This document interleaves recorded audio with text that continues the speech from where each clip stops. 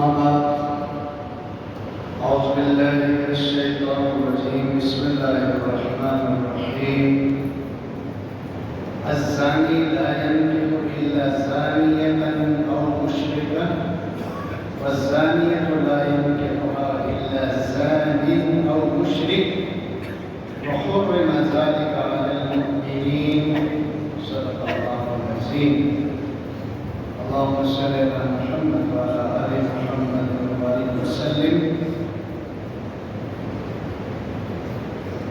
محترم بھائی بزرگوں دوستوں سورہ نوح مدنی سورت ہے اللہ تعالیٰ کے ان احکامات کا اس میں بیان ہے جن کا تعلق معاشرت سے ہے جن کا تعلق شرم و حیا سے جن کا تعلق عفت اور پاک دامنی کے ساتھ اسلامی معاشرے کا جو خوبصورت نظام زندگی ہے خصوصاً عائلی زندگی خاندانی زندگی میاں بیوی کی زندگی اللہ تعالیٰ کی صورت میں ان احکامات کو بیان فرماتے ہیں تین باتیں گزر چکی تھیں پہلے درس میں اور آج اس میں چوتھی بات یہ بات فرما رہے ہیں آیت کا ترجمہ سن لیجیے پھر مختصر اس کی تفسیر کا بیان کرتے تو اللہ نے فرمایا لا الزانی لا ينكح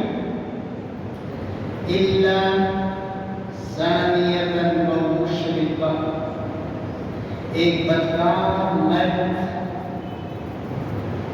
ہمیشہ اپنے لیے بدکار عورت یا مشرک عورت کا انتخاب کرتا ہے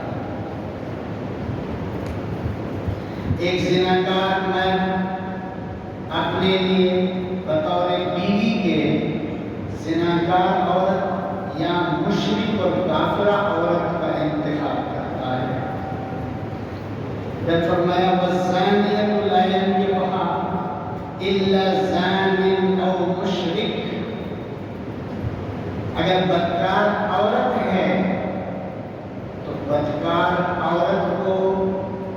زناکار مرد یا مشرک مرد پسند کرتا ہے وحرم ذلک علی المؤمنین اور یہ بدکار عورت یہ بدکار مرد مسلمانوں کے لیے حرام ہے اس کے ساتھ نکاح کرنا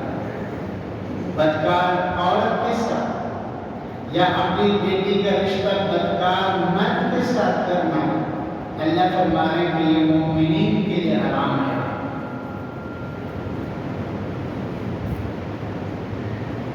عام طور پر اس ٹاپک پر گفتگو ہم مسجدوں میں نہیں کرتے حالانکہ یہ بہت اہم مضمون ہے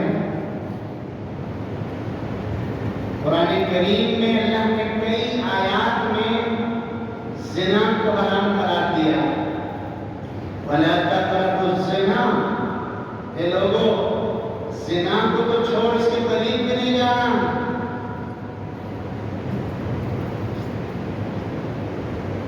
وَلَا يَزْنُونَ سورہ فرقان میں اللہ نے فرمایا میرے خاص بندے زنا سے بہت دور رہتے ہیں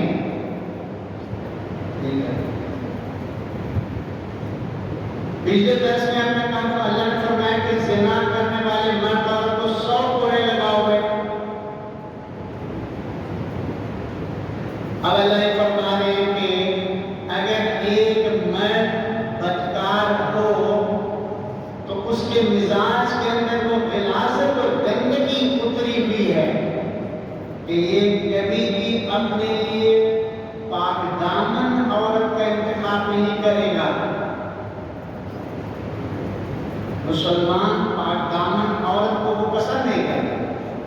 اپنے لیے اپنے جیسے بدکار عورت کا اپنے لیے اگر بدکار عورت مسلمان نہیں تو کسی مشرکہ سے جو نہ وہ اپنے آپ کو جوڑے گا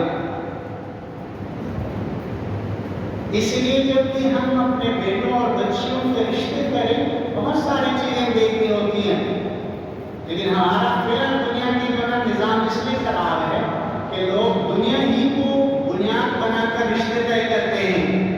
سیدھے تو لاہور میں 79% طلاق ہوتی ہیں، جو پاکستان میں سب سے اونچی ریٹ ہے۔ کیوں؟ دنیا کے لیے بنیاد دنیا کو بنا کر نکاح کیا، بعد میں وہ مسائل حل نہیں ہوئے۔ حضور صلی اللہ علیہ وسلم نے جو بتایا تھا کہ ایک عورت کے حسب، نسب، جماعت اور دین، ان چاروں کی بنیاد پر عورتوں کے ساتھ نکاح ہوتا ہے۔ فرمایا حضور صلی اللہ علیہ وسلم نے تم نکاح کرتے وقت اس عورت کے، اس مرد کے دین والے پہلو کو لے لو۔ اس آیت میں اللہ فرما رہے ہیں اگر کسی مرد عورت کا زناکار ہونا ثابت ہو جائے تو بہتر یہ ہے کہ کیا کیا جائے، اس کے ساتھ مسلمان نکاح نہ کرے۔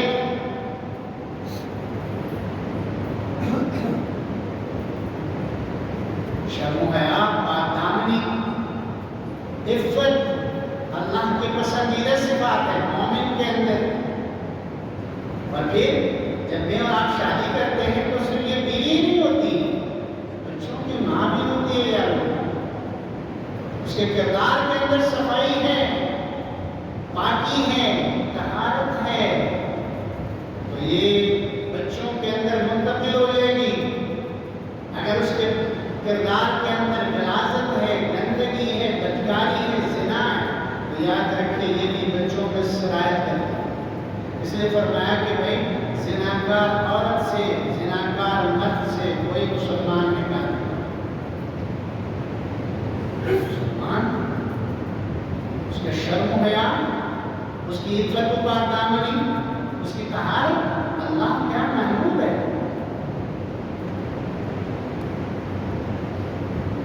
اس کا آسان طریقہ ہے کہ جب بھی رشتے کسی کے ہم طے کرنے لگے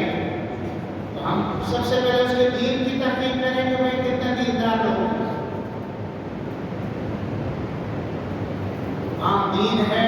دنیا جتنا بہت زیادہ ہے یا کم ہے اسے کچھ نہیں ہوتا۔ دیندار لوگ ہی ہماری بچیوں کا خیال رکھیں گے، دینوں کے حوالے کریں گے تو کی بات ہے بچی کا کون اور میں آج کل دیکھ رہے ہیں جو حالت ہو رہی ہے ہمارے معاشرے میں۔ تو سورہ نور میں بہت سارے احکامات آنے والے ہیں، اس میں سے میں نے اس کی 30ویں آیت آپ کے سامنے بتا رہا ہوں کہ اللہ فرما رہے ہیں کہ کوئی بدکار مرد عورت مشہور ہے ان کی بدکاری، تو ان کے ساتھ کوئی مسلمان نکاح نہ کرے۔ ہاں اگر کوئی بدکار مرد عورت بدکاری تو وہ کرتے ہیں لیکن کسی کو علم نہیں ہے،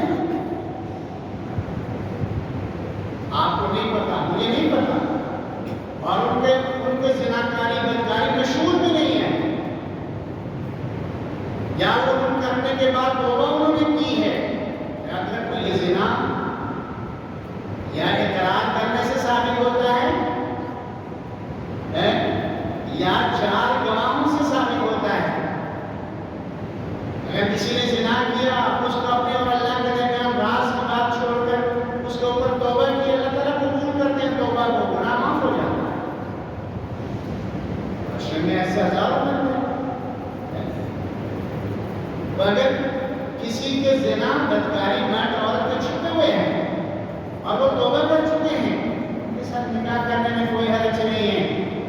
ان کے ساتھ نکاح کرنے میں کوئی حرج نہیں۔ اسی لیے آپ سنتے رہتے ہیں مولانا طارق جمیل صاحب کو دیکھیں، جتنے بھی بازار وسط کی لڑکیاں ہیں مولانا کے ہاتھ میں توبہ کی، مولانا کے آگے نکاح کروایا، توبہ کرنے کے بعد اللہ اس کو معاف کر دے تو پھر میں اور آپ کون ہوتے ہیں اس کو جناب ایک گناہگار ہی دینے والا، اس کو گناہگار ہی رکھنے والا ہم کون ہوتے ہیں؟ اللہ نے فرمایا کہ گناہوں سے توبہ کرنے والے کی توبہ کو میں قبول کرتا ہوں۔ اگر کوئی بدکار مرد عورت توبہ کر چکے ہیں ان کے ساتھ نکاح مردوں کے لیے حلال ہے، لیکن اگر وہ توبہ بھی نہیں کر چکے اور ان کی بے حیائی، ان کی بے شرمی اور ان کی زناکاری مشہور ہے تو وہاں مسلمان کے لیے رشتہ اپنے بچے اور بچی کا کرنا حرام نہیں آتا، جائز ہے۔ وَحُرِّمَ ذَلِكَ عَلَى الْمُؤْمِنِينَ المؤمنین، اور اس کو اللہ تعالیٰ نے مومنوں کے حرام قرار دیا ہے۔ تو سورہ نور کا یہ تیسرا حکم تھا، اللہ تعالیٰ نے اس میں زناکار مردوں عورتوں کے لیے خصوصی طور پر بتایا کہ ان کا انتخاب ہی غلط ہے۔ علماء کہتے ہیں کہ دین اسلام ہر مسلمان مرد عورت کی ظاہری پاکی طہارت کا بھی خیال رکھتا ہے، اسی لیے آپ کو غسل کا حکم دیا، صحیح طریقے سے غسل کریں، وضو کا حکم دیا ہے، حیض و نفاس کے بعد عورتوں کو جناب غسل کا حکم دیا، جسم ناپاک ہو جائے اس کو دھونے کا حکم دیا۔ ظاہراً بھی اللہ نے اسلام کے ماننے والوں کی پاکی کا حکم دیا۔ وَثِيَابَكَ فَطَهِّرْ إِنَّ اللَّهَ يُحِبُّ التَّوَّابِينَ وَيُحِبُّ الْمُتَطَهِّرِينَ۔ اللہ پاکی کو پسند کرنے والے مردوں کو عورتوں کو اللہ محبوب بناتا ہے۔ اور ظاہری باطنی کیا ہے؟ اللہ ہمارے نسب کو بھی پاک رکھنا چاہتا ہے کہ مسلمان کے نسب میں بھی کہیں گندگی نہ آ جائے، اس کے حسب میں گندگی نہ آئے، اس کی بیوی کسی گندگی میں ملوث نہ ہو جائے، اس کے خاندان کی عورتیں شرم و حیا سے گر نہ جائیں۔ ماں، بہن، بیٹی اور بیوی، ان چار